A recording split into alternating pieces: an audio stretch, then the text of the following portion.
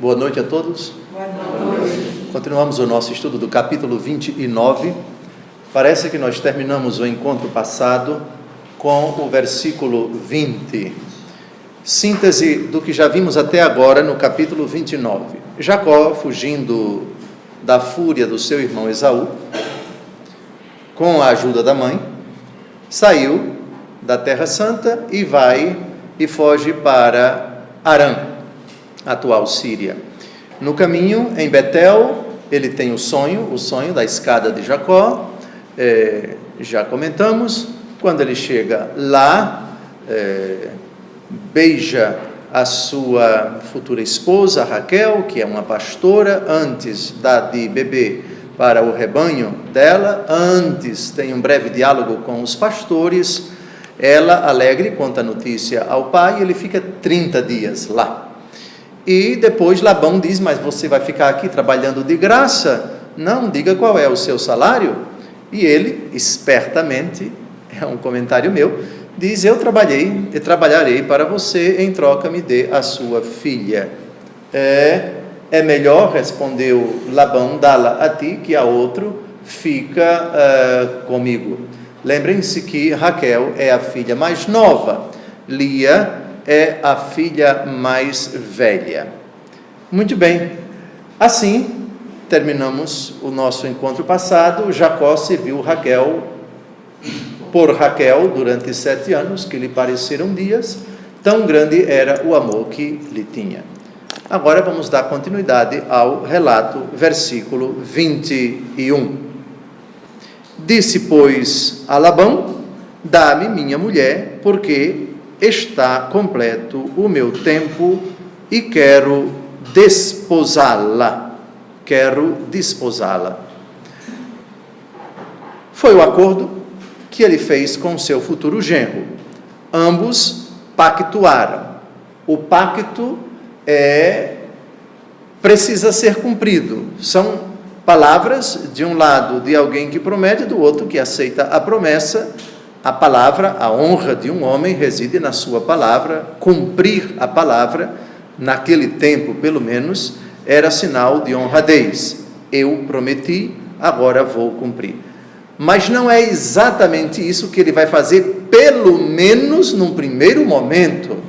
Ele vai cumprir, vai dar Raquel, mas antes vai dar Lia. A explicação para esse engano, para esse engodo, o relato vai explicar. Somente para recordar, tanto Sara quanto Rebeca quanto Raquel são parentas dos seus esposos e, curiosamente, mulheres bonitas. E, curiosamente, todas elas, pelo menos durante um certo tempo, padeceram de esterilidade. Perceberam isso já? Sara, Rebeca e Raquel. Bom, mas da esterilidade a gente vai tratar mais na frente. Versículo 22. Labão reuniu todos os habitantes do lugar e deu um banquete. É a festa de casamento. Daqui a pouco nós vamos ver quem participou desse engodo. Isto é, depois da festa, o casal casado entrava na tenda para a noite de núpcias. Lembrem-se que naquele tempo não havia holofote, não havia lâmpada LED, não havia energia elétrica, não havia nada disso. Era tudo muito escuro, a iluminação era provavelmente de tochas, ou talvez a queima de azeite. A escuridão, portanto, de noite era a regra. Por que eu digo isso? Pelo que vai acontecer lá na frente. Versículo 23. Mas à noite conduziu Lia a Jacó, que se uniu com ela. Jacó queria casar com Raquel. A palavra de Labão foi para dar Raquel, mas na verdade ele deu Lia. Detalhe que ela entra com um véu. Vamos saber agora se isso é verdade ou não. O véu oriental é a regra para uma mulher diante de estranhos. Esteja ela prometida em casamento ou não, seja ela casada ou não, esteja ela na noite de núpcias ou não. A burca, a famosa burca, que algumas facções, algumas correntes do islamismo insistem em impor às suas mulheres, é uma modalidade de véu. Vejamos Gênesis capítulo 24, versículo 65. As mulheres na rua, as mulheres também em dia de casamento, elas eram levadas à presença, à cerimônia com o véu, e permaneciam com o véu até entrar na tenda, até entrar na intimidade, quando o esposo desposava a esposa. Esponsum é véu. O véu era tirado pelo marido. Gênesis capítulo 24, versículo 65. Ela disse ao servo de Abraão: quem é aquele homem que vem ao nosso encontro no campo? É o meu senhor, respondeu ele. E ela tomou depressa o véu e cobriu-se. Então, uma cena corriqueira. Se a mulher diariamente se cobre o rosto com o véu para não ser vista por um estranho, com muito mais razão a mulher prometida em casamento. Portanto, procede aquela cena que vocês já viram ad nauseam em tantos filmes de época, não é? Seja do tempo de Jesus, seja do tempo anterior a Jesus, acerca de Israel ou de outros países, realmente procede. O véu caiu em desuso entre os católicos romanos até a década de 40, 50, 60. As mulheres utilizavam o véu na celebração da Santa Missa. Pouquíssimas hoje ainda usam, não é que esteja proibido. São Paulo faz alusão da mulher que deve se cobrir com o véu nas assembleias. Então, com certeza, até o tempo de nosso Senhor Jesus Cristo, nas assembleias, sejam elas judaicas ou cristãs, as mulheres se cobriam com o véu. Bem, porque eu citei o véu? Justamente para recordar que o véu oriental e a falta de iluminação no interior da tenda talvez tenham contribuído para que Jacó, na intimidade sexual, no ato sexual, pensasse que estava dormindo, que estava se unindo sexualmente a Raquel, mas na verdade estava se unindo a Lia. Versículo 24. E deu a sua filha Lia, sua escrava Zelfa. Alguns estudiosos dizem que esse versículo aqui não está muito bem colocado, afinal de contas, entre o versículo 23, que trata da lua de mel, e o versículo 25, é um relato. Já Zelfa entra aqui, sem dúvida alguma, mas outros dizem, não, a entrega da escrava era no dia do casamento, ou seja, a mulher recebia de presente do seu pai uma ama, uma escrava, para ficar à sua inteira disposição. Somente recordo o seguinte, um detalhe que vocês já viram tanto no capítulo 16, como no capítulo 24, a escrava era dada à esposa, não era propriedade do marido, era para ela.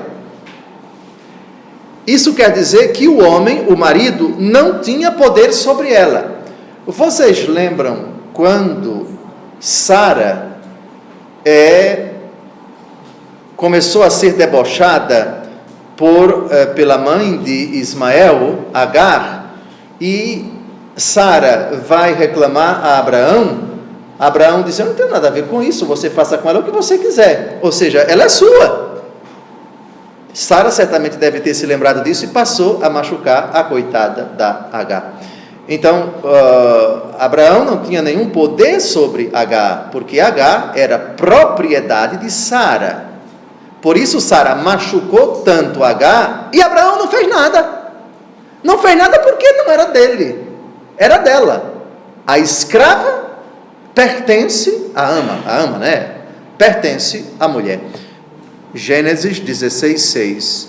Vamos ler em voz alta. Abrão respondeu-lhe: tua escrava está em teu poder, faze dela o que quiseres. E Sarai maltratou-a de tal forma que ela teve de fugir. Vejam a frase do nosso pai Abraão: tua escrava está em teu poder. Está claro? Ficou claro? A gente já viu isso, viu? Vamos agora a Gênesis 24:61. Algo parecido acontece aí. Agora é Rebeca. Todos juntos? Rebeca e suas servas levantaram-se, montaram nos camelos e seguiram o homem. Este, conduzindo Rebeca, pôs-se logo a caminho. Veja, Rebeca e suas servas. Elas não são servas do homem, são servas da mulher. Está claro? Muito bem, então de novo, versículo 24. E deu a sua filha Lia, sua escrava Zelfa. Ou seja, a escrava era do pai, agora o pai está dando para a filha. Ou seja, ela é sua, é um presente meu. Lembrem-se, essa Zelfa é importante porque ela vai ser mãe de alguns dos filhos de Jacó, que integrarão as 12 tribos, os 12 patriarcas de Israel. Vamos dar uma olhadinha no esquema? Wellington, por favor. Vamos ver os filhos de Zelfa. Zelfa, onde está Zelfa? Que é Zilpa aqui. Gade e Azé. Gade e Azé. Ali no segundo plano, no segundo esqueminha. Então, somente lembrando, de Lia, Jacó vai ter 6 filhos e uma filha. De Zelfa ou Zilpa, 2 filhos. De Raquel, 2 filhos. De Bila, que vai ser escrava de Raquel, Dan e Neftali, ou Naftali. Detalhe, Lia é a mais velha. O amor da vida de Jacó não vai ser Lia, vai ser Raquel. Mas o filho de Jacó que mais nos interessa não vai ser filho da caçula do amor da vida de Jacó, mas vai ser da mais velha, Judá. Isso é o que nos interessa. Voltemos a Gênesis, capítulo 29, versículo 24. Etimologia da palavra Zelfa: terra baixa, terra baixa. O ocidental pode até dizer, mas puxa, que etimologia mais insólita. Mas naquele tempo era assim. Às vezes o nome era dado a um acidente geográfico, a um estado emocional, a uma condição social, psíquica do pai, da mãe, da família, da tribo, do clima e assim por diante. Lembrem-se que Esaú é Edom é ruivo é vermelho, né? Pois bem, muito bem, então Zelfa, que aparece aqui, vai ser mãe de Gade e de Azé. Por quê? Porque as duas irmãs vão rivalizar. Esse ato de Labão de entregar Lia e não Raquel vai gerar consequências. As duas não é que vão ter ciúme uma da outra, mas vão rivalizar. Mais do que o amor que Lia vai tentar ao longo da vida dela toda para conquistar o coração do marido, não vai conseguir. Ela vai ser rejeitada, porque o amor da vida dele é Raquel, foi Raquel, sempre foi Raquel, até o fim da vida de Raquel, que vai morrer de parto. O segundo filho dela, no parto, ela acaba morrendo. Mesmo depois de morta, Lia vai tentar conquistar o coração dele e não vai conseguir. Tenta pelos filhos, é muito difícil você conquistar o coração do marido por causa de filhos. Se filho no mundo resolvesse problema conjugal, não havia ninguém separado do mundo, bastava ter um filho. A coisa não é tão simples assim. Então vai haver uma rivalidade. Lia vai ter 6 filhos, tem 4, depois para. Não pode ter mais. Depois ela na frente vai ter mais 3 filhos, né? Vai ter mais 3 filhos. Raquel, por enquanto, não pode ter filhos, depois é que ela vai ter filhos, e aí, quando elas não podem mais ter filhos, as escravas, quanto mais filhos eu tiver, mais eu terei, digamos assim, a hegemonia. Portanto, haverá uma rivalidade, e a rivalidade já vai começar aí no versículo 23. Vamos para o versículo 25. Versículo 25. Pela manhã, viu Jacó que tinha ficado com Lia, e disse a Labão: que me fizeste? Não foi por Raquel que te servi? Por que me enganaste? Vejam que ironia. Esse rapaz, há algum tempo, com a ajuda da mãe, enganou o próprio pai, que ainda está vivo, está lá na Terra Santa, enganou o pai com o guisado, com a pele de camelo, com a roupa do seu irmão, etc. E agora foi vítima também do engodo.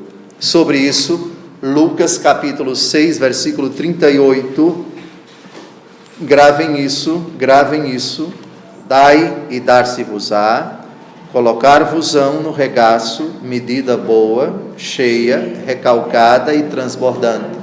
Agora vem o que interessa, porque com a mesma medida com que medirdes, sereis medidos vós também. Eu não conheço uma pessoa que traiu a esposa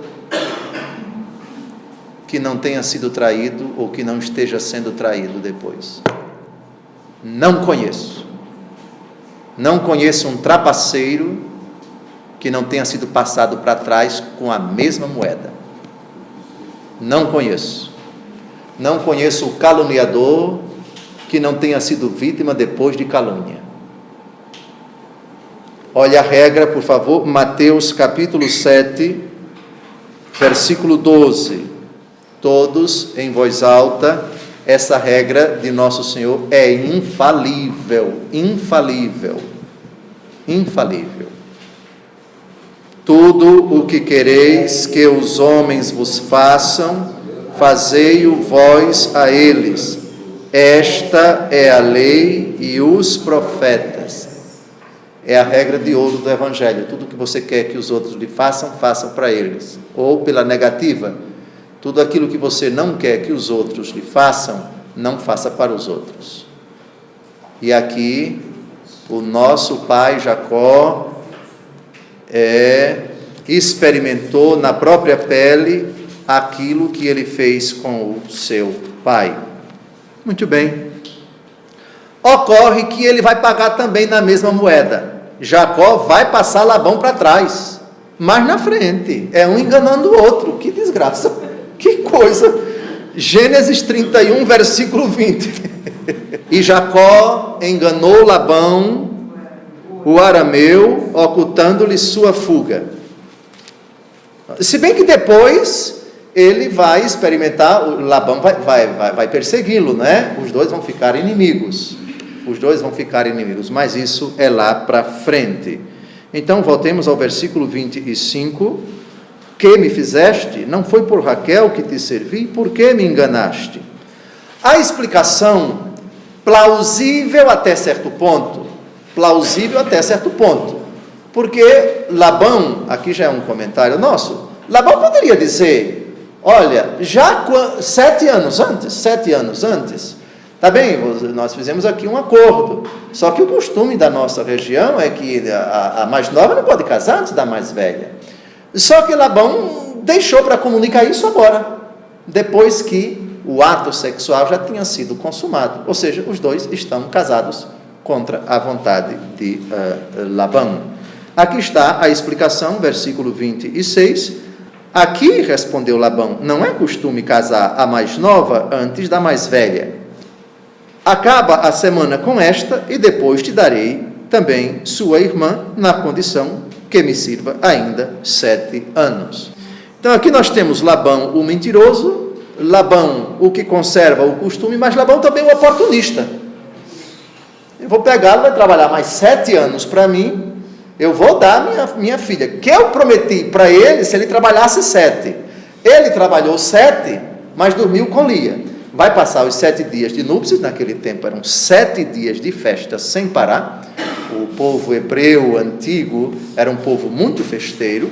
Daqui a pouco a gente vai ver no livro dos Juízes, a festa de núpcias durava 7 dias, fica com essa, e depois eu te dou a outra também, ou seja, a bigamia, que depois do pecado original já não é uma novidade no mundo antigo, o que não significa dizer que é correto. Lembrem-se de Jesus no capítulo 19 de São Mateus, no princípio não foi assim. Está claro? A bigamia, quem foi o nosso ancestral que disse para as suas mulheres, quem me ferir por uma ferida, eu vou matar uma criança. Lameque, no capítulo 4 do livro do Gênesis. Então, no princípio não havia bigamia, no princípio não havia poligamia, no princípio. Isso entrou com o pecado. Nosso Senhor Jesus Cristo volta às origens. No princípio não foi assim.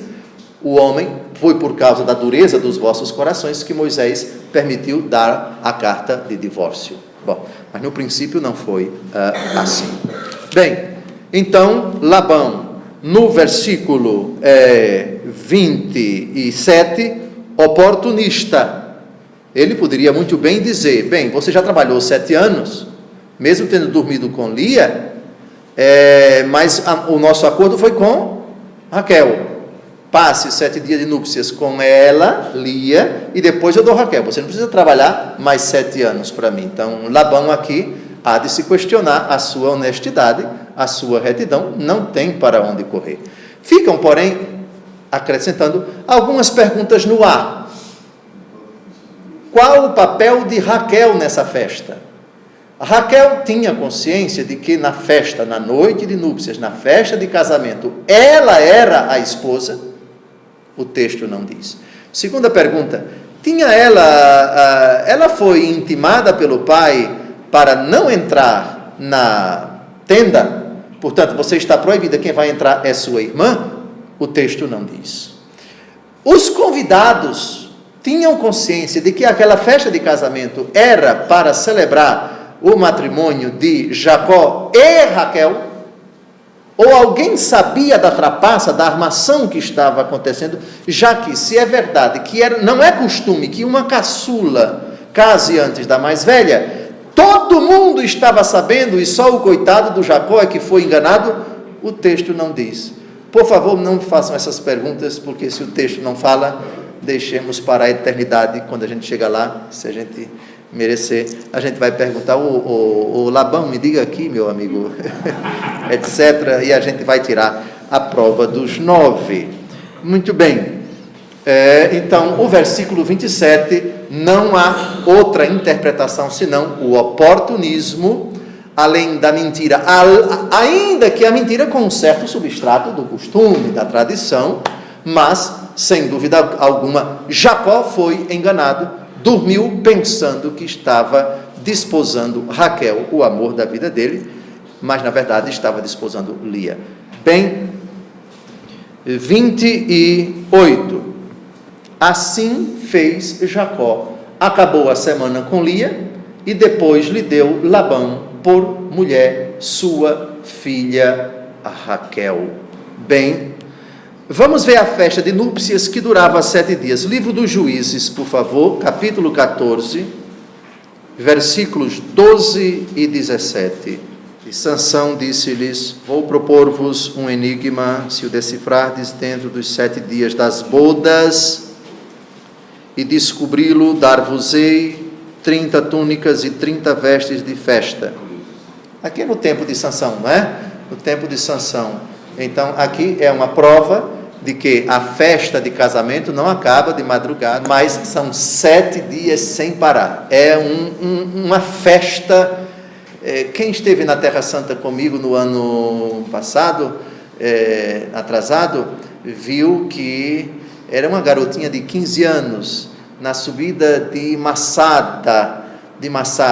Ela estava debutando, mas impressionante como os judeus faziam uma festa. Uma garotinha linda, menina. Mas como eles se empolgavam, para eles significa, ela já pode se casar, já debuta, já é uma mocinha, já está apta para o casamento.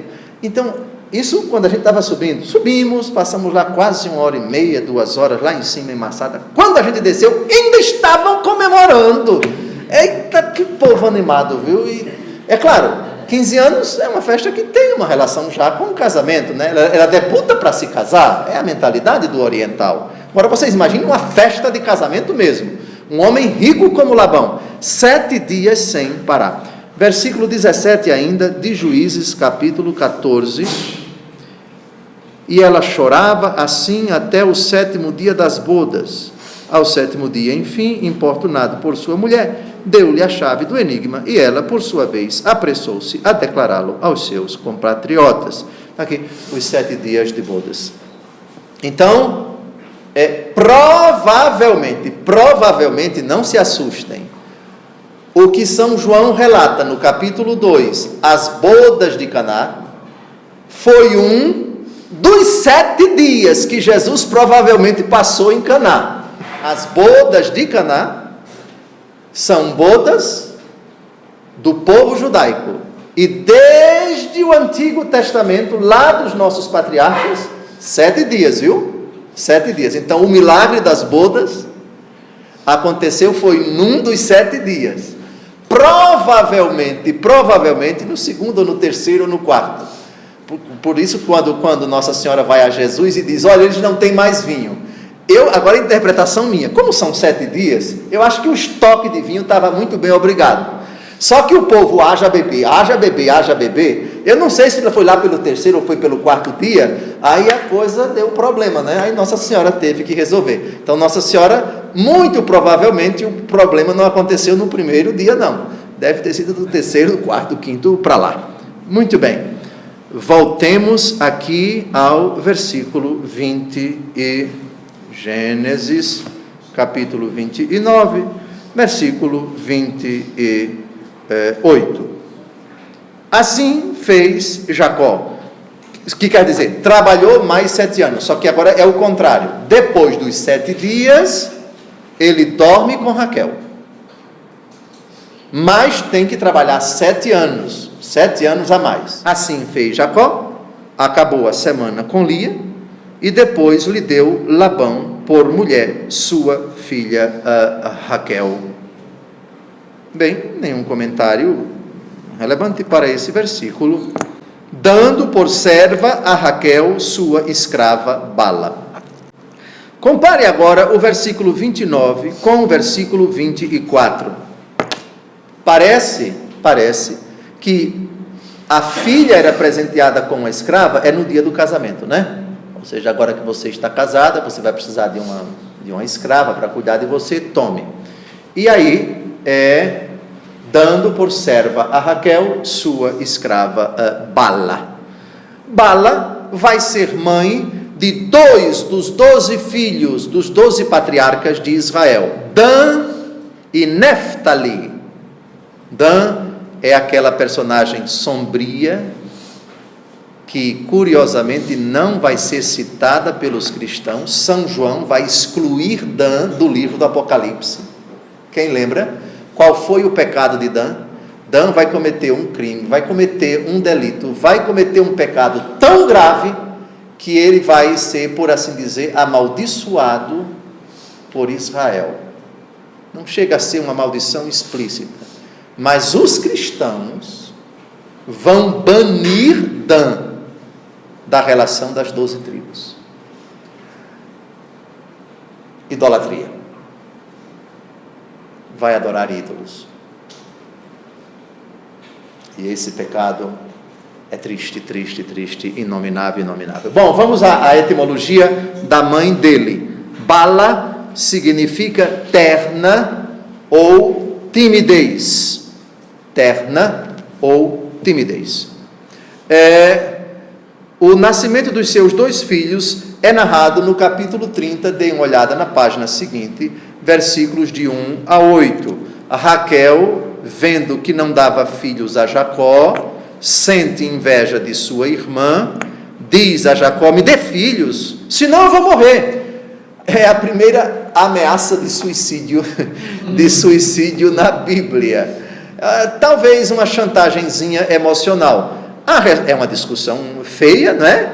Jacó se irrita com ela. Acaso posso eu pôr-me no lugar de Deus que te recusou a fecundidade? Coitado, ele não pode fazer nada. Ela é que não pode ter filhos por uma indisposição, por uma dificuldade de natureza hormonal, psicossomática, fisiológica. O texto não diz. Depois ela vai conceber. Mas antes ela vai dar a escrava: tome, ela é minha, você vai fazer sexo com ela e os filhos dela vão ser meus. O mesmo expediente de Sarai com Agar, né? Bem, mas isso fica mais para a frente. Eu disse que Dan foi banido pelos cristãos. Vamos dar uma olhada. Quem lembra qual é o capítulo do livro do Apocalipse, dos 144 mil eleitos? Quem lembra? Apocalipse capítulo 7, de 4 a 8. Leiam para ver se vocês encontram o nome de Dan, filho de Bala, escrava de Raquel, esposa de Jacó, o pai dos 12 filhos, os 12 patriarcas. Aparece? Desapareceu. Triste, viu? É você ser banido. Também o pecado dele foi horrível. Não é o momento de vermos agora, tá certo? O pecado dele vai um pouquinho lá para o capítulo 44, 45, se não me engano.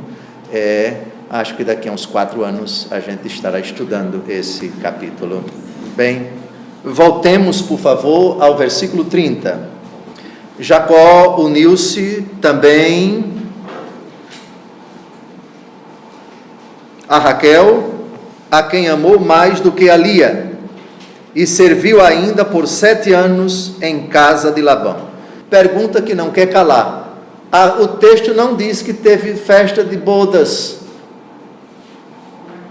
Teve ou não teve? Terminou o período de 7 dias das núpcias com Lia, que na verdade ia ser para Raquel, e depois ele se uniu a Raquel. O texto não diz que houve mais 7 dias. Também o texto não nega. O fato é que ele se uniu às 2 irmãs e se tornou um bigamia. Versículo 30. Agora vamos aos filhos de Raquel. Os filhos de Jacó. Do versículo 31 de Gênesis 29 até o capítulo 30, versículo 24, que tem o que se fala do ponta de rama. Quem é a ponta de rama dos filhos de Jacó, que vai ser vendido como mercadoria para o Egito? José, perfeitamente. José vai ser citado no versículo 24. Então temos aqui agora um longo texto que vai narrar o nascimento dos 12 filhos. Nesse ínterim nós vamos ter disputas, vamos ter rivalidades, vamos ter inveja, principalmente das 2 irmãs. A competição é para ver quem conquista o coração do homem, do varão, de Jacó, e quem tem mais filhos. Só que a posição de Jacó vai ser absolutamente inflexível. Continuará amando a Raquel, mesmo estéril, e vai continuar desprezando Lia, mesmo ela lhe dando 7 filhos. Está claro? Está claro? O amor da vida de Jacó foi Raquel e ponto final. Todavia, as 4, para nós cristãos, têm igual importância. Versículo 31. O Senhor, vendo que Lia era desprezada, tornou-a fecunda, enquanto Raquel permanecia estéril. São os mistérios da vida. O homem rejeita, Deus beneficia. A pedra que os pedreiros rejeitaram. Não é curioso isso? Não é curioso? Jacó desprezou Lia. É muito provável que ele ficou indignado porque o pai dela passou Jacó para trás e ela também. Ou seja, se você pensa que com essa iniciativa você vai conquistar o meu coração, você está enganada. A grande pergunta é: esse desprezo já começou na hora em que ele acordou, depois de ter passado a noite com ela? Não se sabe, o texto não diz. O fato é que Lia era desprezada. Repare que a locução está, o verbo ser está no imperfeito do indicativo, portanto supõe uma atitude contínua. É um desprezo que não é somente um dia, 2 dias, 3 dias, é um desprezo constante. Então aqui, o Senhor vendo que Lia, o Senhor não desprezou, nem castigou, nem puniu Jacó, mas o Senhor de certa forma recompensou Lia. A desprezada de Jacó é a que vai dar Judá para Jacó e para todos nós, porque é da linhagem de Judá que vai vir o Messias. A esposa menos favorecida por Jacó foi a mais favorecida pelo Senhor. 7 filhos ela vai dar para Jacó. É curioso, como eu disse no começo do nosso encontro, 3 mulheres bonitas, mas que passaram por um período de esterilidade. Sara, estéril, já vimos em Gênesis 11, versículo 30. Depois ela fica fértil com a visita dos anjos. Dentro de 1 ano, Sara vai dar à luz. Depois, Rebeca era estéril e depois ficou fértil, no capítulo 25, versículo 21. E a Raquel fica indignada, isto é, me dê um filho, senão eu morro. O que está por detrás disso? Por que ela fica tão indignada? Por que a inconformidade dela? Por que a angústia dela em querer ter um filho a qualquer custo? A resposta está em que a esterilidade era uma vergonha. Vamos dar uma olhada no capítulo 30, de 22 a 23. Uma mulher que não podia ter filhos era objeto de zombaria. Vocês lembram da atitude de Agar com relação a Sara? Agar escarnecia dela, zombava dela, porque era um opróbrio, ou seja, uma vergonha, uma mulher que não podia ter filhos. Por isso, no primeiro versículo do capítulo 30, que a gente vai ver no encontro seguinte: dá-me filhos, disse ela ao seu marido, senão eu morro. Uma ameaça, uma chantagem emocional. Ela está realmente indignada, está aflita. Versículos de 22 a 23 desse mesmo capítulo. Lembrou-se Deus de Raquel, ouviu-a e tornou-a fecunda. Raquel concebeu e deu à luz um filho. Olha agora. Deus, disse ela, tirou o meu opróbrio. Ou seja, tirou a minha vergonha. Agora eu não me envergonho mais. Eu não tenho motivo mais para me envergonhar. Ninguém mais vai zombar de mim. E enquanto ela não podia ter filhos, tome a escrava para o marido fazer sexo com ela, e o filho da escrava vai ser o filho da patroa. Versículo 32. Lia concebeu e deu à luz um filho, ao qual chamou Rubem, porque, dizia ela, o Senhor olhou minha aflição, agora meu marido me amará. É um engano. Ela se iludiu com isso. Ela, na sua ingenuidade, pensava que pelo fato de a criança ter nascido, o marido iria amá-la. Primeiro, vamos às 2 etimologias possíveis da palavra Rubem. Alguns estudiosos defendem que a palavra Rubem significa leão. Já outros dizem que a palavra Rubem significa eis um filho. Fiquem à vontade para escolher a melhor alternativa. Detalhe, Rúben vai perder o direito de primogenitura. O mais velho vai perder o direito de primogenitura. Só que não como Jacó. Não vai ser usurpado. Vai ser uma punição de Jacó. Jacó vai puni-lo. Quem pode dizer qual foi o pecado que Rúben cometeu? Fez sexo com uma concubina do seu pai. E detalhe, o pai só vai tirar a primogenitura moribundo, já morrendo. Vamos ver o pecado de Rúben. Vamos, Gênesis 35, 22. Foi durante sua estada nesta região que Rúben foi dormir com Bala, concubina de seu pai, e Israel soube. De Bala nós já falamos. Bala é escrava de quem? De Raquel. Agora vamos ver, ele vai perder o direito de primogenitura na hora da morte do pai. O pai reúne todos eles e para cada um dirige uma palavra. Ele é o primeiro a quem o pai se dirige, dá uma bênção, mas tira a primogenitura. Gênesis capítulo 49, Gênesis 49. É curioso que o pai soube, está vendo aqui o texto que a gente viu? O pai soube, só que parece que ele engoliu calado e esperou para dar o troco na hora da morte. Jacó tinha um temperamento muito forte também, viu, minha gente? Eita, temperamento forte. Gênesis 49, ajuntai-vos e ouvi. Vamos a partir do versículo 1. Jacó chamou seus filhos e lhes disse: reuni-vos, porque eu quero anunciar-vos o que vos há de acontecer nos dias vindouros. Está moribundo, está morrendo, chama os filhos para dar as últimas instruções, a bênção. É um costume da época, conservado pelo menos entre nós cristãos, praticantes fervorosos até os dias de hoje. Ajuntai-vos e ouvi, filhos de Jacó, escutai, Israel, vosso pai. Olha agora a rebordosa, para Rúben, o mais velho.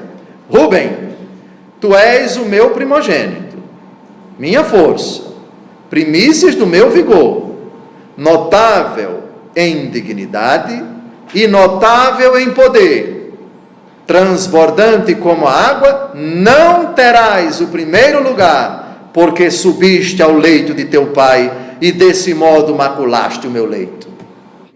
Versículo 33. E deu à luz outro filho. O Senhor, disse ela, vendo que era desdenhada, deu-me ainda este, e pôs-lhe o nome de Simeão. Tem duas etimologias possíveis, na verdade 3, para o nome Simeão. Simeão, segundo os etimologistas hebreus, judeus, prole de hiena, ou prole de lobo. Duas etimologias. A popular é que Simeão significa audição.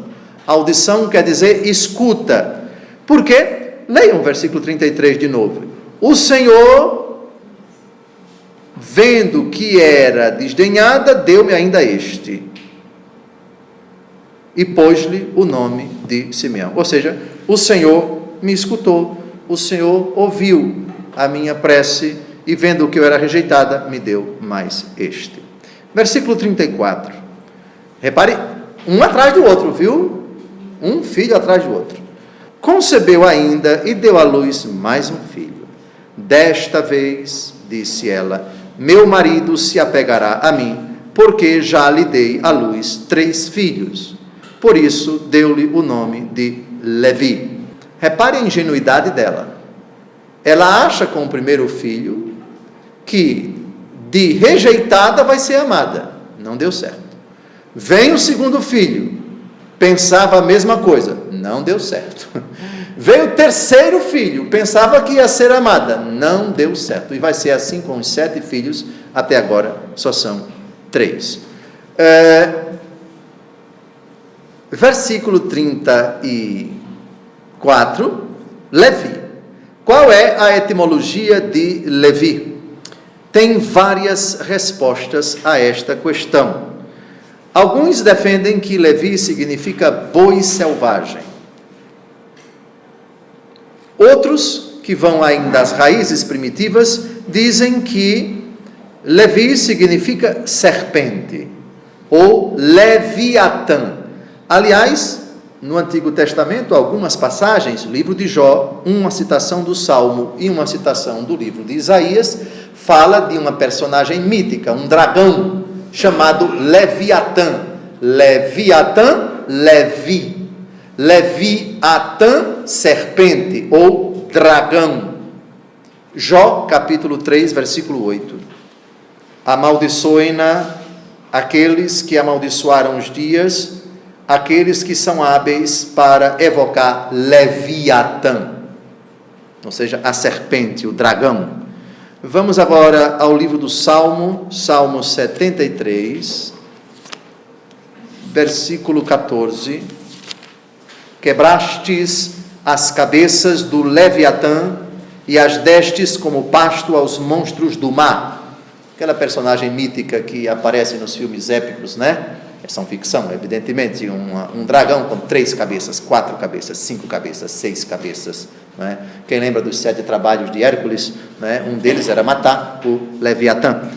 E Isaías capítulo 27, versículo 1, naquele dia o Senhor ferirá com sua espada pesada, grande e forte, Leviatã, o dragão fugaz, Leviatã, o dragão tortuoso, e matará o monstro que está no mar. Eu fiz essas 3 citações para mostrar que uma das etimologias possíveis de Levi é dragão, é serpente, porque esse dragão, essa personagem mítica, é chamada de Leviatã. Mas há uma outra etimologia mais popular, e é a mais aceita entre os judeus de hoje.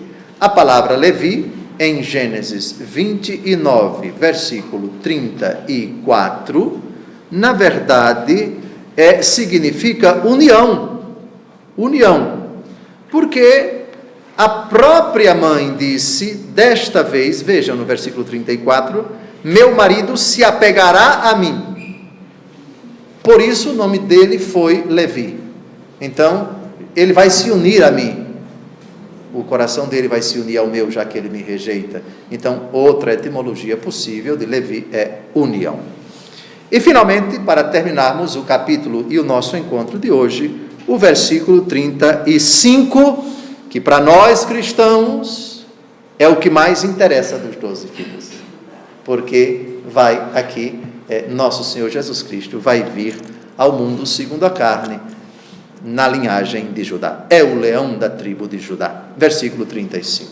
Concebeu ainda e deu à luz um filho e disse, desta vez louvarei ao Senhor, e chamou Judá. Depois cessou de ter filhos. Cessou de ter filhos em termos, porque ainda vai ter 3. Cessou por enquanto, é só um prazozinho, uma pausa, mas ela vai ter ainda mais 3 filhos. Dê uma olhada em Gênesis 30, versículos 17 e 19, por favor.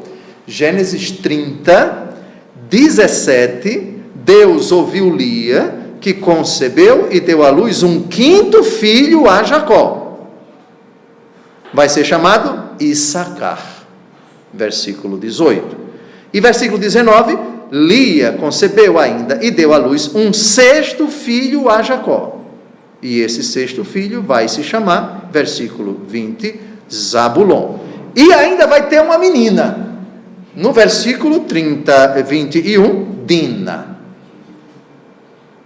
Mas nada disso vai reverter o quadro do ponto de vista do sentimento de Jacó com relação a ela. Desprezada.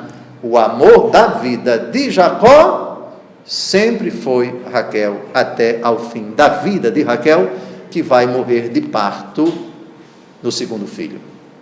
Bem, a etimologia de Judá, atenção, a etimologia de Judá tem 2 explicações. Judá pode significar, alguns literatos da Bíblia defendem, ele Deus, ele é majestático.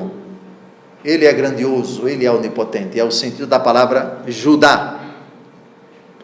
Ou Deus seja louvado, é a etimologia de Judá, a segunda etimologia, a mais aceita entre os judeus hoje. Por que a mais aceita? Dê uma olhada no versículo 35. Concebeu ainda e deu à luz um filho e disse: desta vez louvarei ao Senhor. Judá, então, significaria Deus seja louvado. Terminamos assim o capítulo 29. Desejo, caro internauta, que no próximo encontro você esteja atento aos desdobramentos, porque ainda não nasceram os 12 filhos, já nasceram até agora só os de Lia, porque vão nascer agora, no próximo encontro, no capítulo 30, os filhos da escrava de Raquel, depois os filhos de Raquel, depois a competição vai ficar acirrada, Lia vai ter mais filhos, e depois a escrava de Lia. Uma santa semana para vocês, até o próximo encontro, se Deus quiser. Boa